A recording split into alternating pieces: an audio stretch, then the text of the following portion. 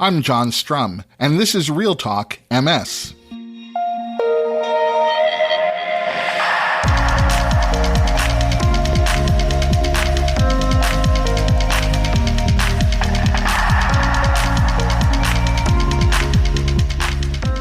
It's January 26th, and we have a lot to talk about. I want to thank all of you who've reached out over the past week with your very positive feedback about last week's conversation with Dr. Nancy Sykott about the COVID-19 vaccine and MS. It wasn't really hard to predict that this was going to be an important episode of the podcast, and I was so pleased that many of you not only listened to it, but chose to share it with others. I also want to share with you how gracious Dr. Sykott has been, not only making 2 appearances on the podcast just within the past month to talk about the vaccine, but even offering to come back again. So as the scientific community continues to learn more about the COVID-19 vaccines and their effect on people with MS, as additional vaccines receive FDA approval, and as the MS Society's expert task force continues to fine-tune and update their vaccine guidance for people living with MS, we'll be hearing more from Dr. Sykott. I also want to take a moment to thank the National MS Society for including me as one of the recipients of the 2020 Inspiration Award. This came as a complete and unexpected surprise. And after learning who the other 10 Inspiration Award winners are, well, it's been a very humbling experience. The list of winners includes MS warriors who we've met in past Real Talk MS episodes, and others who I'll make sure that we meet in future episodes. Please feel free to skip over the blurb about me, but I definitely want to encourage you to see how these men and women have gone above and beyond in keeping the MS movement moving forward during a year when the rest of the world seemed to stop. So you'll find a link to the stories of each of the 2020 Inspiration Award winners in today's show notes. You know, there are certain topics that seem to generate a lot of social media buzz and a lot of interest throughout the MS community. And one of those topics has to be diet and MS. I regularly get emails and DMs requesting that we talk about the benefits of one specific diet or another, or sometimes emails just contain questions about, quote unquote, which is the best diet for people living with MS. So today I'm very happy to be joined by Dr. Ilana Katz Sand, the Associate Director of the Corinne Goldsmith Dickinson Center for MS, where she's also the co-director of the center's wellness program. Dr. Katz Sand's research is focused on the role of the gut microbiome in MS and dietary interventions for MS. And during our conversation, Dr. Katz Sand will share her impressions of several of the diets that I know you're already interested in. But before we get to my conversation with Dr. Ilana Katz Sand, there are a few other things that you should know about.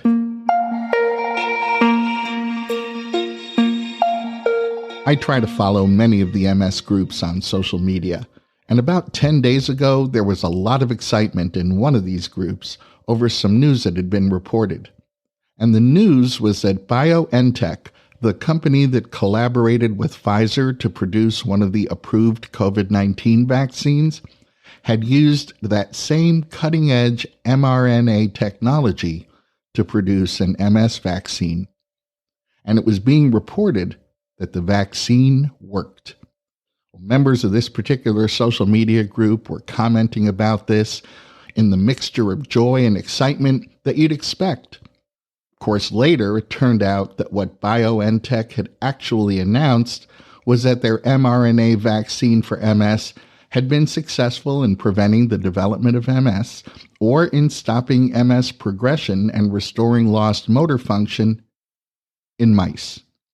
And the same people that had been celebrating what they thought was a real breakthrough, well, they started posting again. But now that they realized that the vaccine had only been successful in mice and not humans, their posts were full of the frustration that they were feeling at being let down. And I'm bringing this up because I think there are a couple of important takeaways that are worth pointing out here. First, and most importantly, Be sure you're getting your news from a credible source.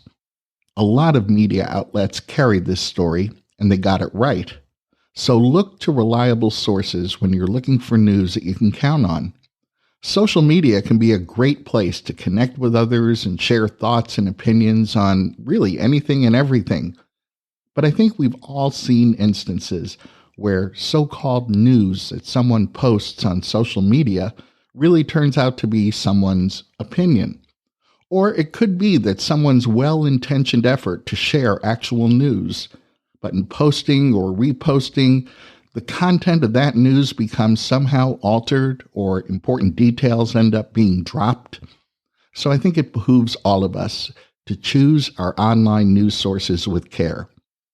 Now, the other takeaway is that we're seeing an increase in what's being called science by press release. In these cases, a small biotech startup or even larger companies may issue the results of a clinical trial in what I'll call an optimistically worded press release. Now, the companies that do this don't necessarily lie in these press releases, but they do their very best to paint the most positive, the rosiest picture in making their announcements and choosing the headlines of those announcements. Now, I'm sure that some of these companies believe that super positive press releases can attract new investors. Others, particularly those companies that are publicly traded, may see these press releases as a way to drive up their stock price. And as this practice continues, it's really one more important reason to pick your news sources carefully. As shared decision-making between doctors and patients becomes more common, being an informed medical consumer becomes a requirement in enabling each of us to be full partners with our doctors in that shared decision-making. And being an informed medical consumer requires that we separate the wheat from the chaff in digesting medical and scientific news. And by the way, there was some really encouraging news in BioNTech's press release.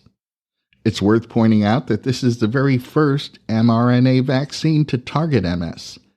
And the vaccine works completely differently from any other MS disease-modifying therapy. BioNTech's vaccine uses tiny nanoparticles to enter a cell with instructions to produce a myelin-specific protein that in MS is mistakenly targeted by immune cells. That's called an autoimmune response.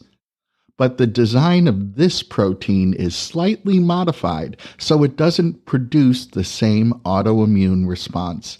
And the results in lab mice have been exciting. And by the way, unlike every other MS disease-modifying therapy, this vaccine didn't suppress the immune system in the mice that were treated.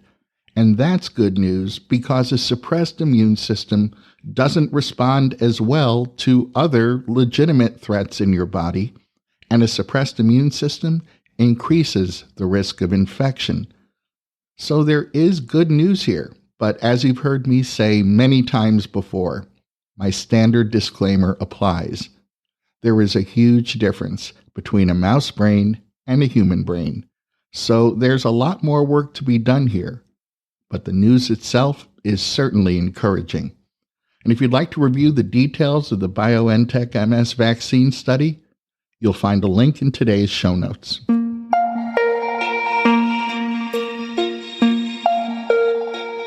And while we're on the topic of studies involving the mouse model of MS, a research team from the Karolinska Institute in Sweden reported some interesting results from their study in which imatinib, which is a treatment for leukemia and other cancers, was shown to protect the blood-brain barrier and keep immune cells from infiltrating and attacking the central nervous system, which, as most of you might already know, is the very definition of multiple sclerosis.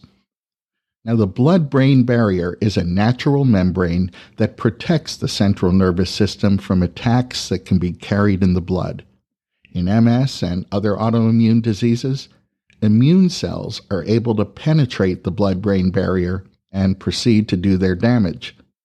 And the research team at the Karolinska Institute was able to observe and measure actual genetic changes in the blood-brain barrier in mice during 3 different stages of MS. The preclinical stage, or before MS symptoms are evident, during MS progression, and during remission. When they treated the mice with imatinib, they observed that during progression, the imatinib was able to block specific signaling in the brain, reducing leaking in the blood-brain barrier and reducing the infiltration of immune cells into the central nervous system. The researchers confirmed these results by analyzing the brain tissue from deceased MS patients and found that this same signaling could be seen in human MS lesions. So this work really represents a potential new pathway to restore the function of the blood-brain barrier and eliminate the neuroinflammation that occurs in MS. And of course, same disclaimer applies here. There is a world of difference between a mouse brain and a human brain. But finding some of the same physiological evidence in human brains is worth noting and makes this research worthy of further investigation. If you'd like to review the details of this study, you'll find a link in today's show notes.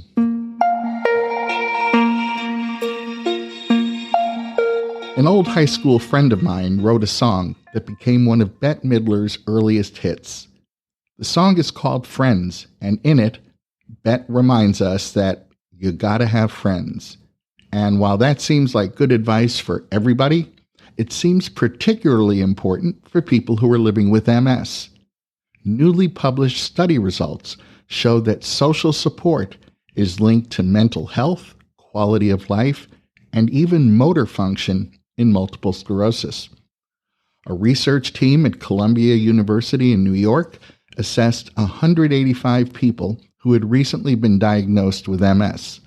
The study participants completed a detailed neurobehavioral evaluation that measured their mental health, their fatigue, quality of life, cognition, and motor function.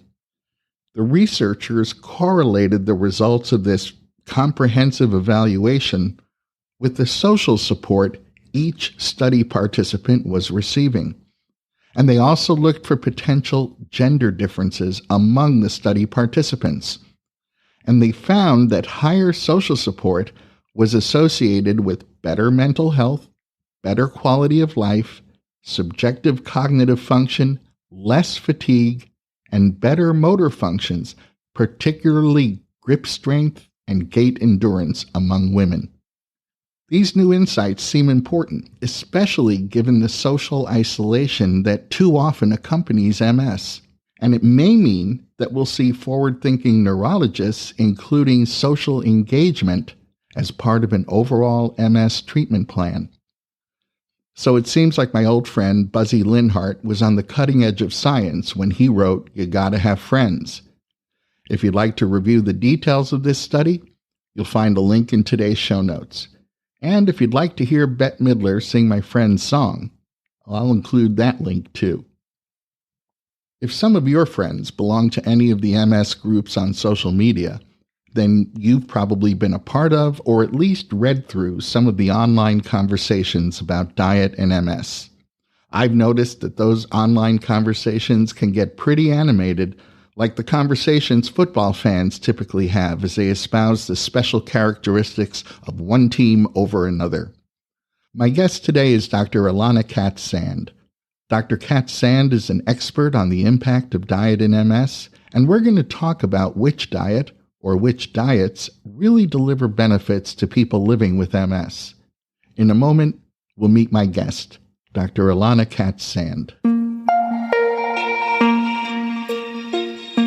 Dr. Ilana Katz Sand is the Associate Director of the Corinne Goldsmith Dickinson Center for MS, where she's also the co-director of the center's wellness program. Dr. Katz Sand is heavily involved in research with a particular interest in how environmental factors, especially diet, affect prognosis. Her recent and current studies include a clinical trial of dietary interventions for MS and the role of the gut microbiome in MS. And Dr. Sand is also a member of the National MS Society's Wellness Research Work Group, where over the past year, she's led the work of the Nutrition Wellness Subgroup. Welcome to the podcast, Dr. Katz Sand. Great to be here. Thank you so much for having me. Diet ranks high on the list of topics that I hear about very regularly from my listeners. So I'm glad we have this opportunity to talk. And I'm hoping you can get us started by explaining how diet and nutrition impact our immune system. Sure. So I think there's a lot of different ways that happens. First of all, it's kind of an indirect way. So we know that diet is very important in terms of driving our body weight, whether we have health conditions like diabetes or high blood pressure, high cholesterol. And all of those things are drivers of inflammation and whether our immune system is tipped toward being pro-inflammatory or anti-inflammatory. So there's kind of an indirect driver there. Then we get into kind of the more direct relationships. And there's kind of two main categories here. One is what's mediated through the gut microbiota, the gut bacteria. So we know that diet has a really big effect on the composition of those gut bacteria. And those gut bacteria, in turn, they produce different metabolites, and they also communicate really heavily with the immune system that lives in the gut, which has far-reaching effects. And then kind of the last way is there are direct effects of dietary components and metabolites. So we really need to be thinking about foods as having their own chemical structures, the same way we think about pharmaceuticals. They have targets that they bind to with receptors on immune cells. And again, that has far-reaching effects throughout the body. So does diet have an effect on actual MS symptoms? It's a great question.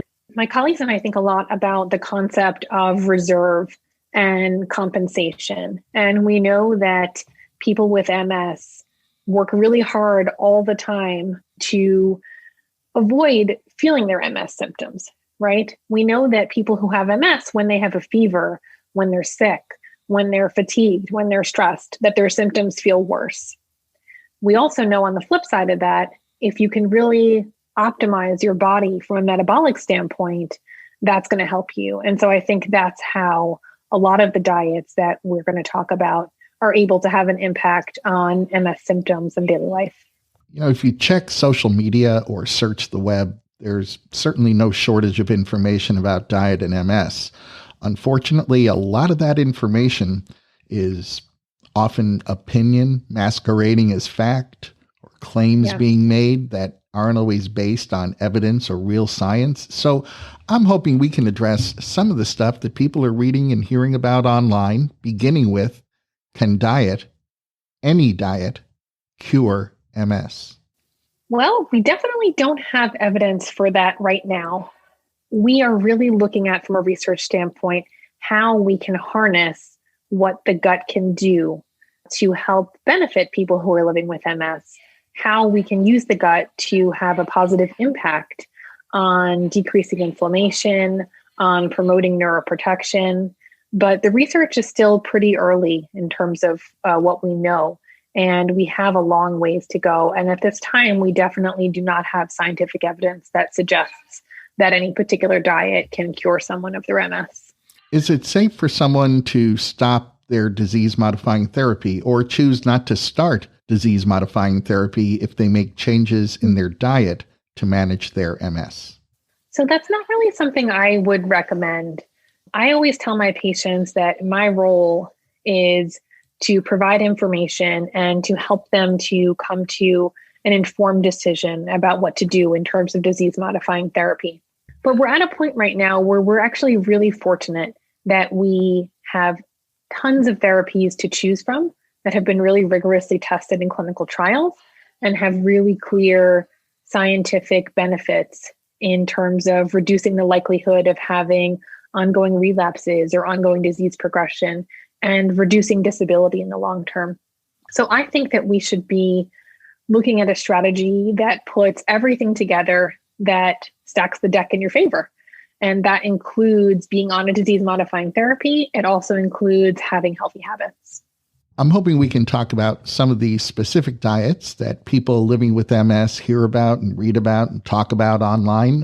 One we hear a lot about is the gluten-free diet. So is that something, well, first, maybe you can tell us what that is specifically, although I think a lot of it is tied up right in the name, and whether you can tell us whether it's beneficial for people with MS to think about being on a gluten-free diet. Yeah, so it's exactly what it sounds like. So it's avoiding gluten. So gluten is a seed storage protein that is found in a lot of grains. It is the protein that gives bread its kind of stretchy and elastic texture. And so a gluten-free diet is where you just avoid gluten altogether. So, what I tell people about gluten is we really have no evidence to tell us that eating gluten is bad for MS. It's actually one of the areas where we have the least amount of evidence. And really there hasn't been, any major study that's high quality that's looked at this whatsoever. So what I tell people is if gluten seems to bother you, if it makes you feel unwell, then you should avoid it. So I have some people who tell me, when I eat wheat, every time I feel bloated, I feel sick, I feel fatigued, I feel terrible. I say, okay, don't eat it. It clearly doesn't agree with you. But I can't make a recommendation that's kind of broad that says that all people with MS should avoid gluten because we really don't have the scientific evidence to back that up. And I would much prefer if someone is currently eating things like, white breads or white pastas, I would much prefer that person change to eating something that's whole grain or whole wheat that has more nutritional value and has high fiber content. I would much prefer that over someone changing to a gluten-free bread or a gluten-free pasta. A lot of the gluten-free products that are out there on the shelf are full of other additives to try to make the food have the texture that it would have if it had gluten in it. And I think those are probably not good for your health. Two diets that we hear a lot about and are actually similar are the paleo diet and the Wahls protocol or the Wahls diet. What can you tell us about each of those diets? So the paleo principles are around foods that can be obtained from hunting and gathering and really avoid foods that were introduced by modern farming practices. So that means avoiding wheat, avoiding dairy, and, avoiding, which includes milk and also includes eggs, for example. So the idea is really more of a focus on meat, fish, fruits, and vegetables. And then the Wahls protocol in particular is derived from those paleo principles, but gives you specific guidance on, amounts of foods that you should eat and also has a focus on certain vegetables. An awful lot of people who are living with MS and researching diets, they read about how Dr. Terry Wahls created the Wahls protocol, the Wahls diet, to cure herself and was successful in curing her progressive MS. So what does the science tell us there? What's the evidence regarding the likelihood that the Wahls protocol cures progressive MS? So I'll start by saying that Dr. Wahls is really fantastic. I think she is really to be commended for the work that she's doing to serve the MS community. She happens to be a really active member of our Nutrition Wellness Research Working Group at the National MS Society. What I would say is we know that everyone is a little bit different, and what works for one person might not work for another person. In my own clinical experience with seeing my patients, I can't say that I've necessarily seen the Wahls protocol cure someone of their progressive MS, but I think given that our treatment options for progressive MS are so limited, I think we should be working towards, looking at every angle that we can. And so if I have a patient who tells me, who I can see is progressing and who tells me, I really want to try this, I tell them, great, please go for it. And I'm here to help you. I think it's, the ideas behind the protocol are good. And I think it's a very reasonable thing to try. As long as there's the expectation, the expectations aren't too high. Because I, of course, hate when people are disappointed. Another diet that people living with MS often hear about is the Swank diet. What can you tell us about the Swank diet? So the Swank diet was developed by Dr. Roy Swank, who really was a pioneer, really ahead of his time. It's, I think, amazing that he was able to set up a study at the time that he did to study a dietary pattern. It is a low-fat diet, and in particular, there's a focus on low saturated fats. So Dr. Swank basically assigned a group of people with MS to all follow this diet. And then he followed them over many, many years. So the first paper of long-term follow-up was after 34 years. And then there was another paper after 50 years of follow-up, which is amazing when you think about clinical trials that we have today that follow people, 6 months, a year, 2 years. It's really quite amazing. And he found that people who ended up really following his diet as compared to people who kind of dropped off and didn't follow the diet did better. They had less MS-related disability. They had a lower risk of death by the time that we got to the follow-up endpoints. The problem is that the design of the study is a little bit challenging because he basically just assigned everyone to follow the diet and then allowed people to segregate into their own group of being what he called a good dieter or a poor dieter.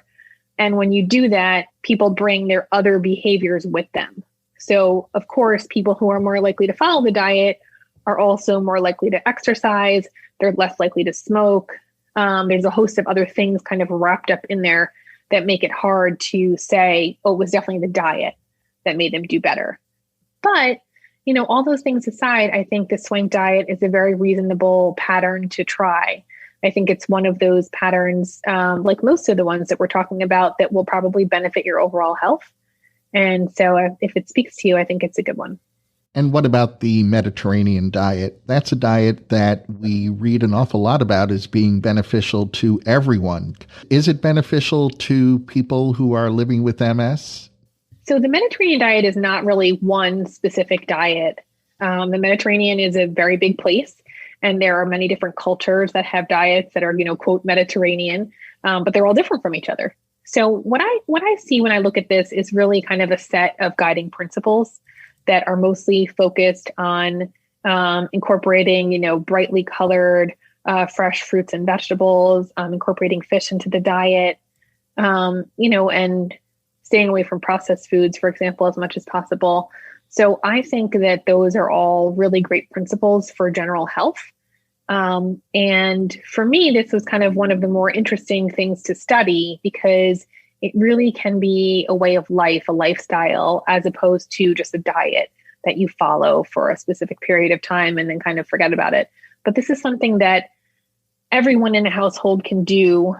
And really, you can just kind of change the way that you approach food and change the way that you eat. And it's something that I think is sustainable in the long term. So in our group, we actually were fortunate to run a pilot study of what we called a modified Mediterranean diet in women with MS. It was a very small study. It was funded by the National MS Society, for which we are very grateful. But the idea was mostly to look at clinical trial feasibility. But we were very excited to see that even with a really small study, and even though it was a short time, we only followed people for 6 months, we were able to see a reduction in levels of fatigue, as well as an improvement in the impact of MS symptoms on daily life. We also actually saw a benefit on disability, but that's something that I think definitely requires further research. So we are excited about the ideas, and we are hoping to do some more research on this topic going forward. Which brings us to the bonus question of the hour, I guess you could say, and that is there such a thing as an MS diet? If there is, what is it? And if there isn't, what dietary recommendations should someone with MS be following? That is definitely the question of the hour. So our group at the Wellness Research Working Group for the MS Society recently reviewed all of the data that are out there, all of the studies that have been done on diet and MS, and we concluded that at this time, there is really insufficient evidence to recommend a very particular diet for MS. We reviewed all of the different patterns. They all have kind of limited evidence for helping MS symptoms. I mentioned my own study of a modified Mediterranean diet, but there are other patterns that also probably have an impact on MS symptoms. Definitely, things that we're seeing in the small studies that were done so far, and we have a lot of ways to go going forward. But for now, there was no one diet where there's been enough work done and where we can very clearly see a benefit, especially when we think about a benefit on disease modification, which would be decreasing MRI lesions or decreasing new relapses or decreasing progressive disease and disability over time. That is kind of what we're really looking for. And I think, where the money is in terms of really doing the research. And so for now, what we recommend is trying to work towards general healthy habits. So we do know, as I mentioned earlier, that things like maintaining a healthy body weight and, not having diabetes, high cholesterol, high blood pressure, all of those things that are tied into diet, we actually do have some evidence showing that if you can minimize those health conditions and if you can maintain a healthy body weight, your prognosis for your MS is better. And so diet can help you get there on those things. And so we recommend trying to incorporate fresh foods as much as possible, fresh fruits, fresh vegetables. If you are going to eat grains, we recommend eating whole grains rather than refined grains. Incorporating fish into the diet, I think is a great thing to do. But I think something that definitely all of us agreed upon was that processed foods, highly processed foods, so basically the middle of the grocery store, all the stuff that comes in packages, are for the most part not the healthiest options. And if you're able to just make small changes in your day to get some of those things out of your household, that is probably going to benefit your health. And in turn, that's going to benefit your MS as well. Well, Dr. Ilana Katz Sand, thank you for all you do to improve the health, well-being, and quality of life for people living with MS. And thanks for talking with me today. Thank you so much for having me, John. It's really been wonderful. That's going to wrap up this episode of Real Talk MS. Real Talk MS is powered by the National MS Society. And you can share this episode of the podcast by letting your friends or family members know that all they have to do is point their web browser at realtalkms.com/178. You'll find that link in today's show notes so you can easily copy and paste it right into an email or text. I don't think I have to tell anyone listening to this podcast that the COVID-19 pandemic has intensified and, in some cases, multiplied the challenges of living with MS. More than ever before, people living with MS need access to reliable information, support, and connection. We're witnessing that even during a pandemic, MS doesn't stop, and neither does the National MS Society. With vital funding from supporters like you, the National MS Society is continuing to meet the urgent and expanding needs of the MS community during these unprecedented times, while ensuring that the MS research community rebounds quickly from COVID-19 so that the progress and momentum toward finding a cure continues. And that's why I hope that as you're able, you'll make a donation to the Society's COVID-19 Response Fund. It couldn't be easier. Just text the word GIVE to 68686 and you'll get a link right to the MS Society's COVID-19 Response Fund webpage. I hope you'll consider contributing today because it's never been more important. I'm John Strum. Thanks for listening. Stay safe and make healthy choices.